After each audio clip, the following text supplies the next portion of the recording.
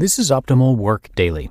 How I'm a Work-Life Balancing Master by Michelle Schroeder-Gardner of MakingSenseOfSense.com. I've always had a lot of things going on in my life, and I've learned to become a work-life balancing master. In high school, I took a full course load, took college credits, volunteered, and worked full-time. In college, both undergraduate and graduate school, I took a full course load. You can read about how I graduated in 2.5 years with 2 undergraduate degrees. Volunteered, lived on my own. I moved out a few days after I turned 18 and later bought a house at the age of 20, and worked full-time. In graduate school, I did all of these, plus I started my current business. Because of my past, I often receive questions about how I'm able to do it all. Some like to tell me that I must have no social life, I'm all about working, or ridiculous reasons for why my life must suck.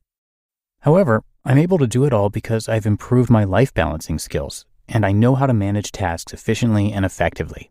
Yes, it is possible to balance work and life. There might be pain in the beginning when trying to balance work and life. Okay, I won't lie. In the beginning stages, there was definitely a lot of pain.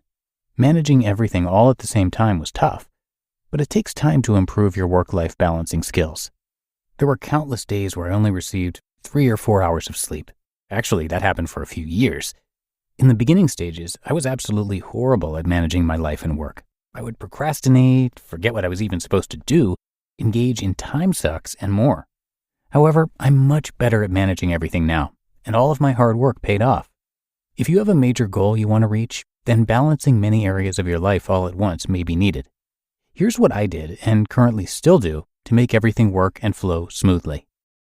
I have a schedule and to-do list to help with work-life balance. I don't know where I would be without my schedule and to-do list. I have a fairly bad memory, and I forget things almost immediately.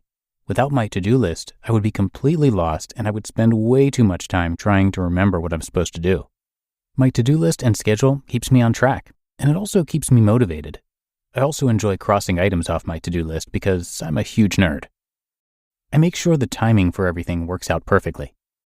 When I was in college, I always made sure that the timing for all of my classes worked perfectly with my work schedule. This required some research and planning, but it was well worth it in the end. I made sure all the classes I took ran together well.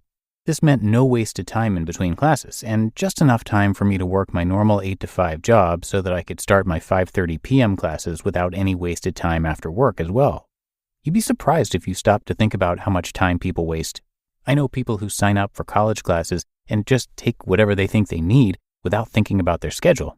This might mean having hour or longer breaks each day between each of their classes. I also know people who take a class, go to work, and then come back for another class, which is wasted driving time, and more. I'm not in college anymore, but I do still make sure everything is timed perfectly. I guess it's a habit of mine that will never die. Don't try to multitask everything. Some people are good at multitasking, whereas most are not. There is proof out there that multitasking can actually result in you wasting time. This is because it takes time to get yourself ready every time you stop and start a task. I recently read something that said whenever you start and stop a task, you are wasting at least 25 minutes. That adds up over time. Instead, choose a task and stick to it for a certain amount of time. Don't try to do work while talking on the phone, while watching TV, while doing dishes, while also Facebook stalking in the background all at the same exact time. I outsource certain tasks. Even though there are several tasks I could do, I outsource them. I have multiple websites, and I have staff writers and virtual assistants for a few of them. This could also apply to household tasks. This may sound silly, but I'm guilty of procrastinating by cleaning occasionally. I hate cleaning, so that really says something. If you don't have the time to do certain household tasks, such as mowing the lawn, raking leaves, cleaning your home, etc., then you may want to see if there's any value in hiring out some of these tasks. You need to place a value on tasks and see if your time is better spent elsewhere. I have a specific order for completing tasks. For me, I like to order the tasks I have to do. I like to do more complicated or urgent tasks first so that I can clear my schedule and the rest of my day or week can be a little bit more carefree. Others like to do the easier or quicker tasks first so their to-do list isn't as long. Some days I do that as well. There is no right or wrong way of arranging your tasks. Eliminate time sucks. There are so many time sucks out there. I am guilty of wasting time, but I am improving. Some time sucks you may want to eliminate or cut back on include social media. Pretty much everyone is guilty of spending too much time on Facebook, Pinterest, and/or Twitter. And TV. Now that I work from home, I definitely watch a little too much TV.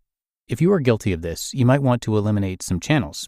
Maybe completely get rid of cable and switch to Netflix, or completely get rid of your TV. You just listened to the post titled How I'm a Work-Life Balancing Master by Michelle Schroeder-Gardner of MakingSenseOfSense.com.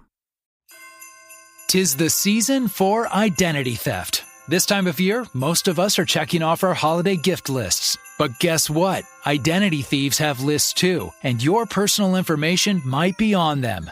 Protect your identity with LifeLock. LifeLock monitors hundreds of millions of data points every second and alerts you to threats you could miss by yourself, even if you keep an eye on your bank and credit card statements. If your identity is stolen, your own U.S.-based restoration specialist will fix it, guaranteed, or your money back. And all plans are backed by the $1 Million Protection Package. The last thing you want to do this holiday season is face drained accounts, fraudulent loans, or other financial losses from identity theft all alone. Make this season about joy, not identity theft, with LifeLock. Save up to 40% your first year. Call 1-800-LifeLock and use promo code IHEART. Or go to lifelock.com/iHeart for 40% off. Terms apply. And a sincere thank you to Michelle, who created Making Sense of Sense to keep track of her financial progress, help readers improve their finances, and help her own personal finances. One example, due to this, she was able to pay off $38,000 in student loans in just 7 months. She and her husband sold their house and became full-time travelers. And like many of the authors on our shows, she went from being in debt to financially free and documents the journey on her blog. And again, her site is MakingSenseOfSense.com. And I'll be back again with you tomorrow, and that is where your optimal life awaits.